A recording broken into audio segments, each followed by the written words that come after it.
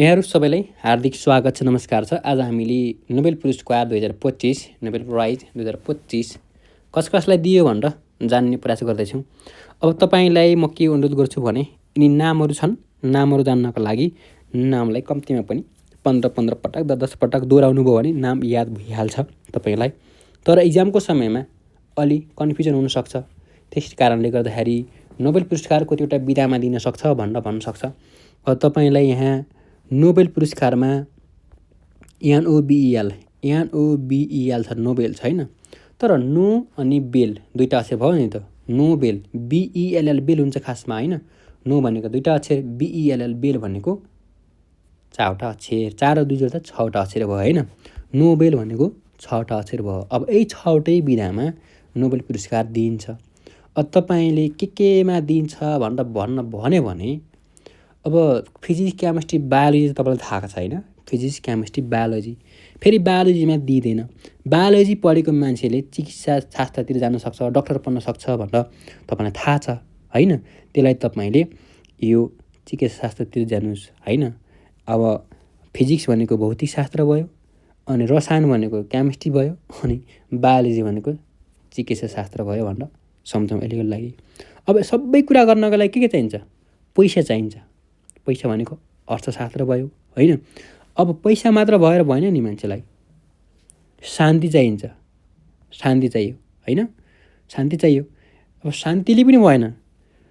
शान्तिले भएन भने मान्छे के गर्छ? साहित्य लेख्नतिर लाग्छ। प्रेममा धोका खायो, आफूले गरेको कामप्रति कसैले विश्वास गरेन भने अब साहित्यको माध्यमबाट मान्छेले अरूलाई जानकारी दिने काम गर्छ। अब गाह्रो केही छैन। तपाईँले साइन्स पढ्नुहुन्छ भने 3टा विधामा पढ्न सक्नुहुन्छ। Science physics chemistry biology. अब बायोलोजीमै त्यो बायोलोजी चाहिँ विधा भएन। बायोलोजी पढाए मान्छेले डक्टर बन्नुपर्छ, चिकित्सा शास्त्रतिर जान सक्छ, यो बुझ्नुहोस्। अनि सबै गर्नको लागि पैसा चाहिन्छ। अर्थशास्त्र भयो होइन। अनि त्यति मात्र भएर भएन नि, पैसा मात्र भएर भएन नि, शान्ति चाहियो। शान्तिले पनि पुगेन। शान्ति भएन कतैबाट भने अब मान्छे साहित्यतिर लाग्छ भनेर कल्पना गर्नुहोस्, जान्नुहोस् है त। अब त्यसो भए यता दिएका कुन व्यक्तिले हो यो जान है त। जस्तो यहाँ भौतिक शास्त्रतर्फ नोबेल पुरस्कार पाउने व्यक्ति भनेको जोन क्लर्क, माइकल डेबर्ट र जोन मार्टिनी भनेको छ होइन।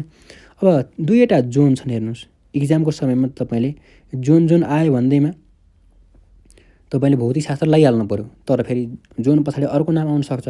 त्यसले गर्दा तपाईँले यो पछाडिको यिनी क्लर्क अनि डेबर्ट अनि मार्टिनिज भने नि, त्यसको चाहिँ सुरुको अक्षर ल्याएर सिरियामी फोन त थाहा छैन तपाईँलाई होइन। सिरियामी फोन गराउनुहोस् अनि सिरियाम गर्नुहोस् है त। अनि त्यसपछि अब सिरियाम गराउनु भयो, इक्जाम कलम टक्क जहाँ चाहिँ यामबाट आएको छ मार्टिनिज, अनि त्यसपछि डीबाट आएको छ डेबोरिट, अनि सीबाट आएको छ कलर आएको छ भने तपाईँले लाउन सक्नुहुन्छ होइन। अब भौतिकलाई तपाईँले अझ सम्झाउने हो भने भौतिक भनेको भूत सम्झिनुहोस् होइन। भूत यो क्लर्क भने नि CLERK क्लर्क, अनि भूतलाई कल गर्ने सम्झिनुहोस्। कसलाई कल गर्ने? भूतलाई कल गरेको सम्झिनुहोस्। अनि डिबोर्ड भने नि, डिबोर्ड अब डिबोर्ड हुने भन्छ नि, डिबेट हुने भन्छ नि। डिबेट के हुन्छ? कसैले बुझ्छ भन्छ, कसैले बुझ्छ छैन भन्छ। बुझ्छ र छैन भन्ने बिच के भयो? डिबेट भएको कल्पना गर्नुहोस्। अर्को छ मार्टिनी भन्छ नि। अब भूत आयो भने के गर्छ? भूतलाई मारिदिनु भनिन्छ नि हामीले होइन।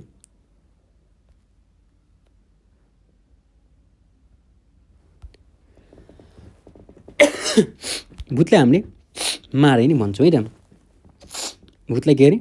मारिदिने गर्ने होइन। अब अझ अर्थशास्त्रतिर। अर्थ भनेको के? पैसा। पैसा के यहाँ? यो जोएल मोकेर भने नि, यो यामबाट एमओएनए मोनी पनि हुन्छ यसमा होइन। अनि जेबाट जले पनि, यो पैसा त जले पनि भन्छ नि। गरिब धनी ठुलो सानो सबैले के गर्छ? जले पनि चाहिँ पैसा चाहियो भन्छ। त्यसरी याद गर्नुहोस्। अनि पिटर हाउइट भनेको छ अब पैसा कमाउने, हाउ टु अर्न मनी। यता हाउटलाई हाउ टु अर्न मनी, कसरी पैसा कमाउने भनेर तपाईँले सोध्नुहुन्छ नि, सधैँ सोध्नुहुन्छ, बिहान बेलुकी सोध्नुहुन्छ होइन। त्यसैले गर्नुहोस्। अनि पिटर भनेर नि, पिटेर अब पैसा यत्तिकै आउन्न के, पैसा बनाउन लागि जस्तो तपाईँले ढ्याकहरू गराउनु पऱ्यो भने पिट्नै पर्छ ढ्याक बनाउनको लागि होइन, अथवा तपाईँको कतै काम गर्नुहुन्छ भने जस्तो माटोको काम गर्नुहुन्छ भने माटो एकदम पिट्नुपर्छ, ढुङ्गाको काम गर्नु ढुङ्गा पिट्नुपर्छ होइन, पिटेपछि मात्र बल्ल पैसा पाइन्छ। अथवा यसलाई अर्कै सोचौँ, तपाईँले कसैलाई पिट्नुभयो भने तपाईँ कि त जेल जाने हो कि त पैसा दिएर त्यसलाई समस्या सल्लाउने होइन, त्यसैले पिट्नु हुँदैन है, पिट्नुभयो भने पैसा जान्छ भनेर कल्पना गर्नुहोस्। अनि अर्को छ यहाँ रसायनशास्त्र। अब रसायन रस होइन, रस भनेको पानी है, रसायन भनेको अब यो सुस्मु भनेको नि, यो सुस्मु कितागुवा भनेको छ होइन।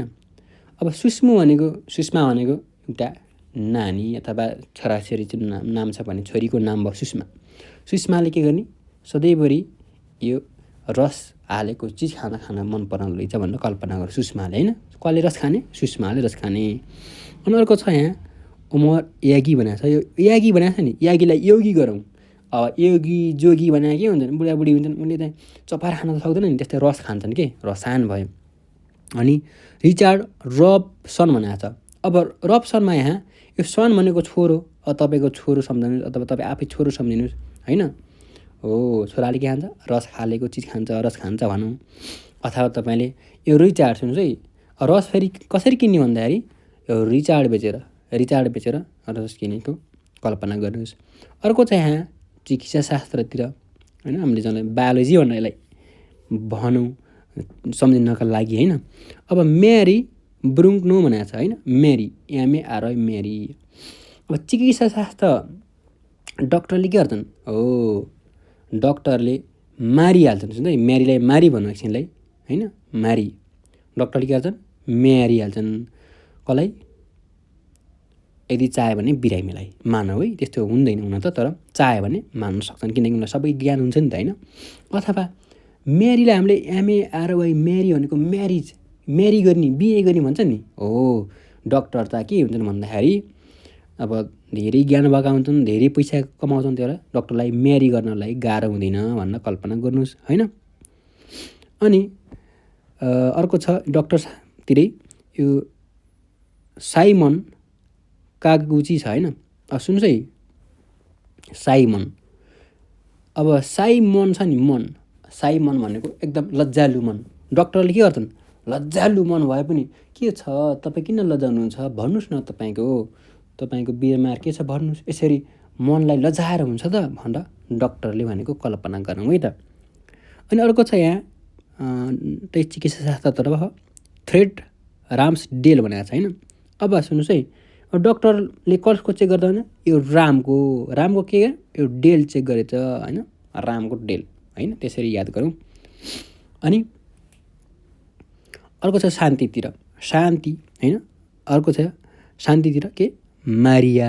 अघि हामीले माथि मेरी भनेको डक्टरले बिहा गर्न भन्न सजिलो हुन्छ भनेको थियौँ। अब यहाँ फेरि मारी भनौँ, शान्ति। जसलाई शान्ति चाहिन्छ त्यो मान्छेले काम गर्न सक्छ, जसले शान्ति पाउँदैन, कतै गए पनि शान्ति पाउँदैन, ऊ चाहिँ मारिया भनेको मरिहाल्छ भनेर भनौँ है त। के अरे, शान्ति पाउन सकेन भने मान्छे मरिहाल्छ भनेर कल्पना गरौँ। अनि अर्को छ साहित्य। साहित्यतिर लेसल्जो अनि क्रान्सनोज होर्काई भनेको छ। सुन्नुहोस् है, अब यहाँ धेरै अर्कै छ नेपाली नाम भन्दा, त्यसैले साहित्य भनेको, साहित्य त थाहा छ तपाईँलाई, कथा कविता होइन, मुक्तक थाहा छ नि। हो, जसले साहित्य जानेको हुन्छ यसलाई लासचोल भने नि, लास हो, लास। अघि तपाईँलाई मैले भनिसकेको छु, शान्ति मात्र खोजेर भएन, तपाईँको पैसा मात्र भएन भनेको छ नि त होइन। सबै भएन, कतैबाट सुख पाएन भने मान्छे साहित्यतिर जान्छ होइन। साहित्यतिर कति बेला जान्छ? अब लास हुन लाग्यो भने के, यो LAS छ नि, लास हो, लासतिर जान्छ। अन्त तपाईँले यसलाई लाज गराउँदा पनि हुन्छ होइन, लाज। साहित्यतिर गएको मान्छेलाई लाजै हुँदैन। अब कस्ता कविताहरू लेखा हुन्छ नि त होइन, त्यो कसलाई लाज हुँदैन, जसले साहित्य लेख्छ तिनीलाई लाजै हुँदैन है त। अब एकपल्ट यसलाई भिडियोलाई दोहोऱ्याएर हेर्नुहोस्, तपाईँलाई याद भएन भने फेरि कुनै आइडिया छ भने भन्नु होला है त। हस्त, नमस्कार, धन्यवाद।